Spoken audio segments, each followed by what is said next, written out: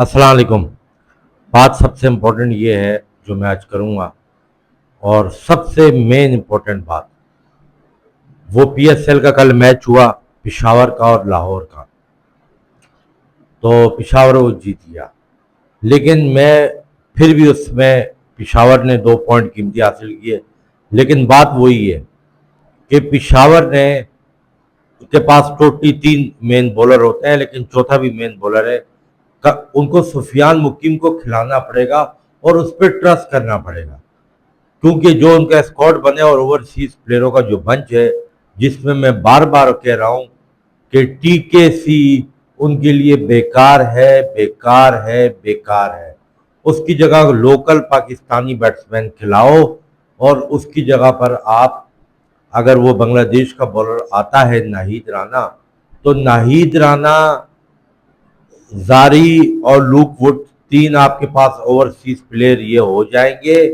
इसके अलावा आपके पास आपका लोकल बॉलर अमरजिंग अली रजा, यानी 16 ओवर आप इनमें आसानी से करवा सकते हो।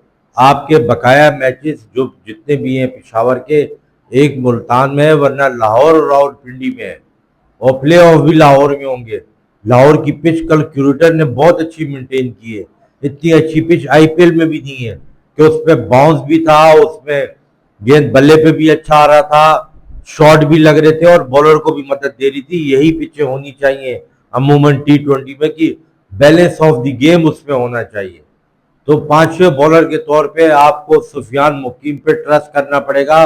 वो इंटरनेशनल लेवल पे खेला हुआ है, आरिफ याकूब नहीं खेला हुआ, वो घबरा जाता है बहुत जल्दी। आपके 5 बॉलर का बंच हो गया, और अगर सुफियान मुकीम या फास्ट बॉलर में से कोई रन देता है तो हुसैन तलत, और ऑलरेडी आपके पास वो साइम अयूब मौजूद है।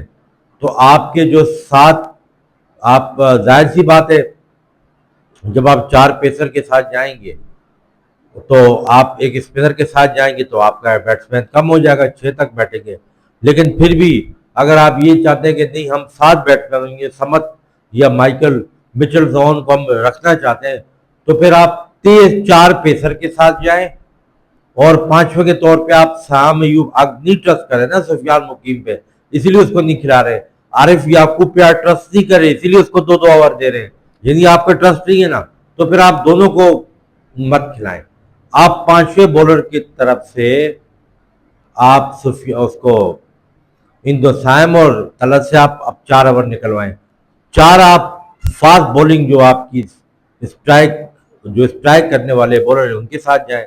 कहीं ना कहीं आपको गैम्बल लेना पड़ेगा इनकमिंग मैचेस में। ये आधा तीधर आधा बटेर की तरह आप नहीं जीतेंगे। एक बात होगी। नंबर दूसरी बात, कल कमेंटेटर बोल रहे थे कि वो, मतलब जो भी भारत वो मैच हुआ वो एक अलग बात है।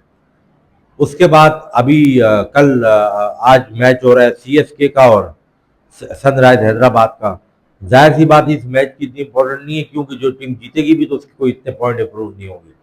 लेकिन पीएसएल अब इंटरेस्टिंग उस पर चला गया है। आईपीएल के मैच बेशुमार है, लिहाजा आईपीएल के मैच आगे जाके इंटरेस्टिंग होंगे कि कौन सी 4 टीमें, शक्ल तो नजर आ रही है 4-5 ही क्वालिफायर में जाएंगी, नजर आएगा। क्वेटा की टीम का मैंने आपको पहले बोला था, 1-2 वीलॉग पहले। आज उसकी साइड देखें, क्वेटा की साइड मैं आपको पहले से बता दूं, वो मेरी फेवरेट साइड नहीं है क्वेटा की कभी भी, लेकिन क्वेटा की साइड आगे जाके बहुत बड़ा चेंज लाएगी और तमाम टीमों के लिए ट्रबल करेगी।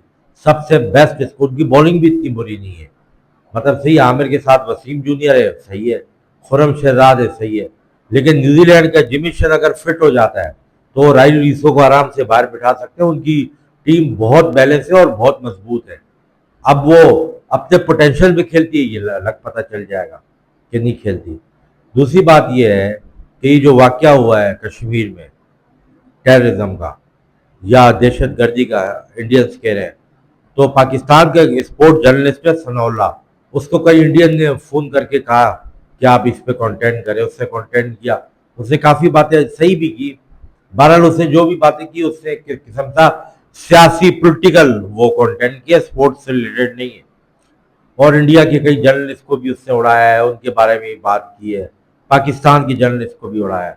अगर इंडियन व्यूअर जो मेरा वी लोग देखते हैं, वो मुझसे कमेंट सेशन में कहेंगे कि आप इस बारे में आपकी क्या राय है। तो मैं सिर्फ उस पर कंटेंट नहीं करूंगा, मैं हल बताऊंगा, उसका उसका सोल्यूशन बताऊंगा।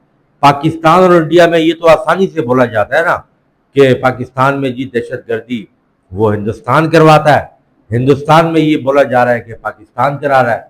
अगर पाकिस्तान इंडिया के मैच भी नहीं होंगे, आपस में कुछ भी नहीं होगा, ताल्लुकात मुनक़ता भी हो जाएंगे, तो क्या ये चीजें खत्म होंगी? ये चीजें खत्म नहीं होगी। मकसद क्या है कि आपने जड़ में पहुंचना है उसकी बीमारी के। आपने उस पर कमेंट्स नहीं करने, गुस्सा नहीं, रिएक्शन नहीं दिखाना।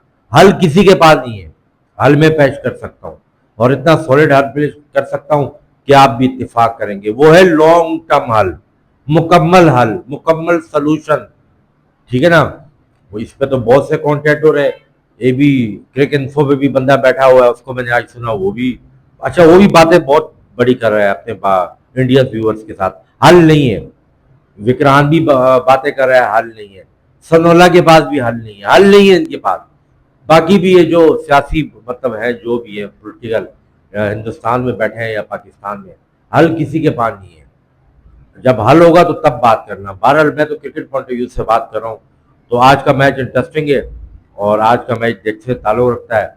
तो जो मैं हर मैच पे हर टीम के बारे में ना मखसूस किस्म की बात करूंगा, ज़्यादा लंबा कंटेंट नहीं करूंगा, ताकि आपको समझ में आए। तो उसके बाद आज का मैच है, जिस टीम की जो प्रिडिक्शन थी वो मैंने कर दी। इस्लामाबाद यूनाइटेड इस टाइम राइज कर रहा है, लेकिन वो पीएसएल नहीं जीता, वो प्लेऑफ में जाएगा। सिचुएशन आगे जाके मैं आपको पहले बताऊं चेंज होगी। टीमों की परफॉर्मेंस, एक मैच, एक कैच, एक इनिंग, सब कुछ चेंज कर देगी। ये पीएसएल बहुत इंटरेस्टेड है, क्योंकि वाइड ओपन है। वाइड ओपन से मुराद नजर नहीं, इस्लामाबाद यूनाइटेड तो तकरीबन क्वालिफाई समझ लो कर चुका है क्वालिफायर में, प्ले ऑफ में।